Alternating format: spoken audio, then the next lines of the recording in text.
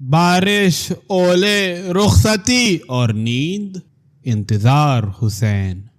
پھر بارش ہوئی اور پھر اولے پڑے اور پھر بارش ہو گئی اور پھر اولے پڑ گئے۔ منگل کی صبح ہم نے امنڈتی گھٹاؤں میں کی، بادل گرج رہے تھے، کچھ کالے کالے کچھ پیلے پیلے، پہلے گرجے پھر برسے، می پڑا، می کے ساتھ اولے پڑے، بوندوں کے ساتھ اولوں کا ریلا آیا اور گزر گیا۔ ہم نے اطمینان کا سانس لیا، مگر بوندوں اور اولوں کا ریلا پھر آ گیا۔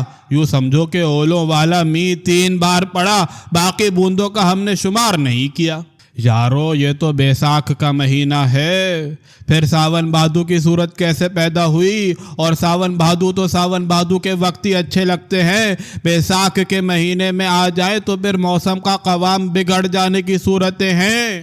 گرمی کا قوام تو اب کے ایسا بگڑا ہے کہ کچھ نہ پوچھو۔ 4 دن جہاں سورج تیز چمکا، 5ویں دن گھٹا امنڈ آتی ہے، 6ٹھے دن بارش آ جاتی ہے، اور یار لوگ طے کر کے رکھے ہوئے جاڑوں کے کپڑے پھر نکال لیتے ہیں۔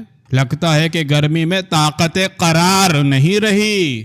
مگر ایک ستم ظریف نے عجب بات کہی، بولا کہ صاحب اب تو بارشیں بھی سیاسی رنگ اختیار کر گئی ہیں۔ جب کوئی ڈگال مسند اقتدار سے اترتا ہے تب بارش ہوتی ہے۔ رخصت ہونے والے ڈگال بارش اور اولوں کے سائے میں رخصت ہوتے ہیں۔ بارش جو پاکستان میں ہوئی فرانس میں بھی ہو رہی تھی۔ فرانس سے آنے والی خبر یہ کہتی ہے کہ بارش ہو رہی تھی اور جنرل ڈیگال سو رہے تھے۔ صاحب سونے والے یوں بھی سوتے ہیں، اور ڈیگال صاحب تو اس شب گھوڑے بیچ کر سوئے۔ اصل میں انہوں نے اپنے صدارت کے گھوڑے کو داؤ پر لگایا تھا۔ ادھر بازی جا رہی تھی، ادھر ڈیگال صاحب پیرس سے نکل کر اپنی بستی میں آئے، گھر کی ساری بتیاں بجھائیں اور شمع کشتہ کی طرح پڑ رہے۔ ادھر وہ اپنے گھر میں منہ اندھیرے چادر تانے سو رہے تھے، اور ادھر بستی والے اپنے اپنے منہ لپیٹے خراٹے لے رہے تھے۔ لگتا تھا کہ سب ہی گھوڑے بیچ کر سوئے ہیں۔ بارش ہو رہی تھی اور بستی سو رہی تھی۔ شہرت شب فراق ہے، جی بھر کے سوئیے۔ ہاں ایک آنکھ بیدار تھی، یہ اس اندھیرے گھر کا پاسباں تھا۔ وہ ہاتھ ملتا تھا اور کہتا تھا، واہ حسرتا، واہ حسرتا، زمانہ بدل گیا، زمانہ بدل گیا۔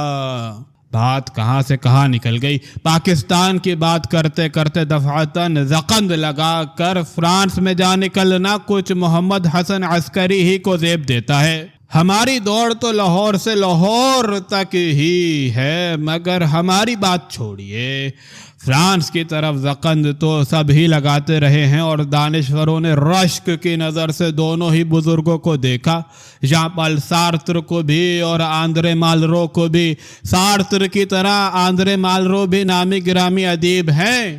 ایک وقت میں ان کی بہت دھوم تھی۔ جنرل ڈیگال کے برسر اقتدار آنے پر وہ ان کے حامی بن گئے، پہلے مشیر بنے اور پھر وزیر بنے۔ ادھر امریکہ میں کینیڈی کے برسر اقتدار آنے پر وہاں کے ایک دانشور نے زور باندھا، یہ پروفیسر گلبرٹ تھے جو کینیڈی کے مشیر اور ایلچی بن گئے۔ پاکستان کے دانشوروں نے یہ دیکھا اور ہاتھ ملے کہ فرانس اور امریکہ میں دانشور یوں بام عروج پر جگمگائے، اور ہم کے اپنے ملک کے مالرو اور سارتر اور گلبرٹ ہیں یوں خراب حال رہے۔ ایک پروفیسر صاحب نے سچ مچ ان خطوط پر پروپیگنڈا شروع کر دیا اور بالائی حلقوں تک یہ بات پہنچائی کہ اس 20ویں صدی میں مملکتوں کے نظام دانشوروں کے بل پر چلا کرتے ہیں، اور اگر آپ غور کریں تو ایک پروفیسر گلبرٹ یہیں کہیں آپ کے آس پاس بھٹک رہا ہے۔ یہ بات بہت کہی گئی اور بہت لکھی گئی، مگر قسمت نے یاوری نہیں کی، اور پاکستان کا کوئی پروفیسر گلبرٹ نہ بن سکا۔ باقی رہا جہاں پل سارتر کا معاملہ تو سارتر صاحب یہاں کے ادبی حلقوں میں مقبول ہوتے ہی چلے گئے۔ آخر رائٹرز گلڈ نے سوچا کہ ایک مرتبہ سارتر صاحب کو بلا ہی لیا جائے اور پاکستان میں ان کی رونمائی کرا دی جائے۔ انہیں سالانہ اجلاس میں شرکت کا دعوت نامہ بھیج دیا گیا اور تصور کر لیا گیا کہ جس طرح اردو کا شاعر دعوت نامہ ملتے ہی مشاعرے میں دوڑا ہوا جاتا ہے، اسی طرح سارتر صاحب بھی گلڈ کے ادبی اجتماع میں دوڑے چلے آئیں گے۔ اب گلڈ کی مجلس عاملہ یہ غور و خوض شروع ہوا کہ سارتر صاحب کو کہاں ٹھہرایا جائے۔ لاہور کا کوئی ہوٹل ان کے شایان شان نہیں ہے۔ اب ذرا کرشمہ قدرت دیکھو کہ مجلس عاملہ میں منیر نیازی بھی تھے۔ منیر نیازی صاحب کو جب سارتر صاحب کے قیام و طعام کا مسئلہ طے ہوتا نظر نہ آیا تو اس مست مولا شاعر نے فوراً اپنی خدمات پیش کر دی۔ کہا کہ میں نے اچھرا موڑ پر ایک کمرہ کرائے پر لیا ہے، آپ اسے وہاں ٹھہرا دیں۔ وہ بھی ادیب ہے، میں بھی ادیب ہوں، ہم گزر کر لیں گے۔ مجلس عاملہ کے سارے ادیب اس پر کچھ سٹپٹا گئے۔ کسی کی سمجھ میں کچھ نہ آیا کہ شاعر کی اس بے تکلفانہ اور فراخ دلانہ پیشکش سے کیوں کر نپٹا جائے۔ آخر اعجاز حسین بٹالوی نے ایک لفظ کہا کہ نیازی صاحب، بات یہ ہے کہ یہ جو یورپ کے لوگ ہوتے ہیں یہ قیام کے معاملے میں باتھ روم کو بہت اہمیت دیتے ہیں۔ باتھ روم کے معاملے میں دیسی کام ان کے ساتھ بالکل نہیں ہو سکتا۔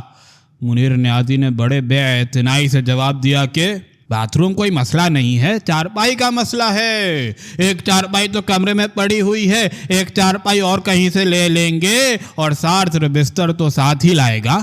اس جلسے کی کاروائی یہاں تک تو ہمیں اس مجلس عاملہ کے ایک رکن ادیب کی وساطت سے معلوم ہے، آگے کیا طے ہوا یہ اس نے نہیں بتایا۔